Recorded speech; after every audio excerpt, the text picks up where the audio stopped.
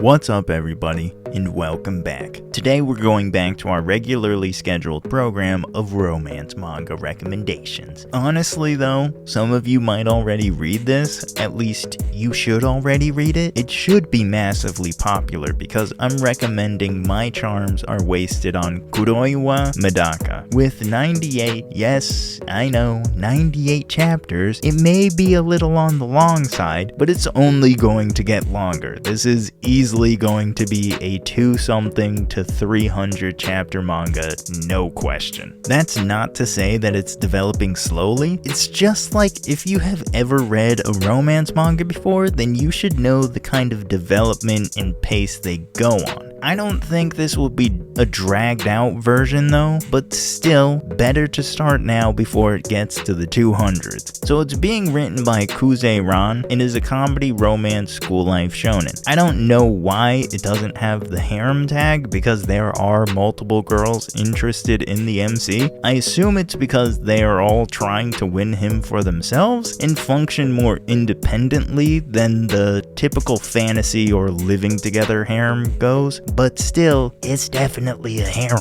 Because like a harem, the story is about Kuroiwa Medaka, the literal titular character, and the so far 3 girls that like him. I'm not sure if that number will increase because it became 3 and has stayed 3 for a decent amount of time, but there seems to be a potential for the number to grow from the girls who surround the 3 main interests. Those 3 are Mona, the star, frontrunner, and main female MC in the love sweepstakes, being the queen of the school but being a bubbly, warm, kind, and energetic one instead of a cold one. Like she's the one that knows everybody's name and won't refuse to talk to anybody. Don't get me wrong though, she knows she's at the top of the hierarchy, and in the beginning she uses it to her advantage. But then there's Asahi, the junior of Medaka, Mona, and Tomo, who is the much more reserved and quiet type, who is also a sports star and tomboy. And finally there's Tomo, who is also Mona's best friend and is the quote-unquote mature and provocative one, who's just as inexperienced as everyone else, and who actually hates being told she's mature, but that's the air she gives off and the best way to describe her, so forgive me, Tomo. So the story starts with Medaka transferring to his new school in Tokyo.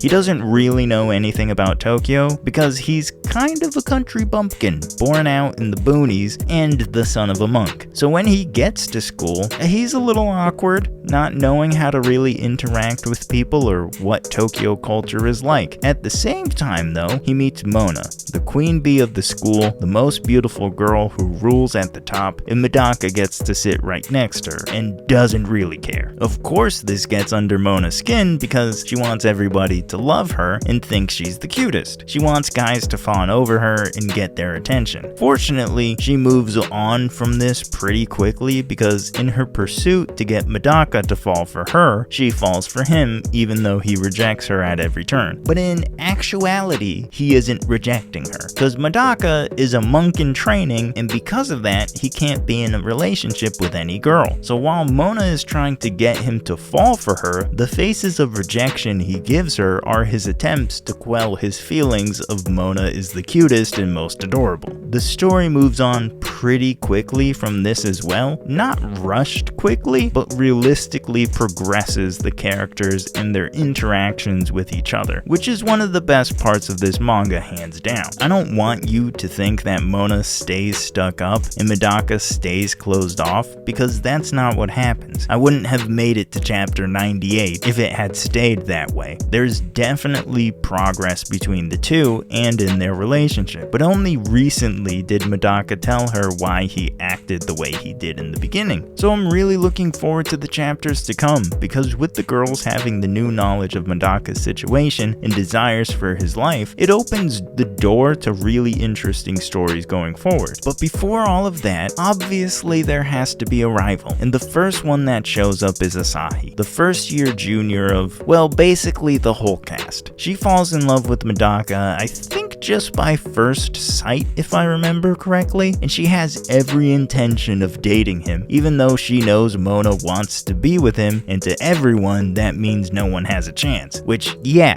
but Asahi is a cool character whose bid for Medaka is really being helped and supported by her best friend Shirahama. Shirahama is also a first year who may end up falling for Medaka also. I'm not sure though, it hasn't happened yet, but she told Asahi that if she liked him, she'd win even over Mona. Could that be foreshadowing? Maybe, I'm not sure. The last one to show up is Tomo, Mona's hometown best and childhood friend, and the only one who knows the secret that she's a country bumpkin also, who speaks with an, I don't remember what they call the accent, but basically a southern-ish accent, in that she's just hiding her real accent and personality behind her cutesy front. Mona's real personality is basically the same, but with an accent, and she also gets mad, sad, upset, instead of just always bubbly, so it's not that different. Tomo, on the other hand, doesn't hide who she is or her accent. As I said, she comes off as mature, but she hates being called mature, because the truth is really that she's just not good at expressing how she feels. She's not like a kudere, she expresses herself, but she's just not great about it. So she's more shy at showing her true emotions than actually being mature, but she's definitely not immature. The shy one is Haruno, who is one of Mona's fans in the beginning and becomes one of her friends. She's extremely shy and doesn't have self-confidence, even though she's extremely cute as well. Obviously, she's supporting and rooting for Mona to win this fight, and currently she doesn't really have feelings for Medaka, even questioning why Mona, the perfect being, likes him, but of course leading to a cute scene between Medaka and Haruno that makes her blush. Will she enter the battle soon? Maybe, I'm not sure. She really has only been a side character up to this point, but this is definitely a harem, so I could see her being the next one to join in if it's not the other girl. Up to this point, the story has really been about Medaka and Mona's relationship, but moving forward, I think they're gonna explore the possibilities of the other girls actually having a shot at Medaka's heart, but they're obviously all going to be crushed under Mona's greatness, so I have no problem with that, because I am rooting for Mona, and it really does seem like Medaka favors her already. I wouldn't mind Tomo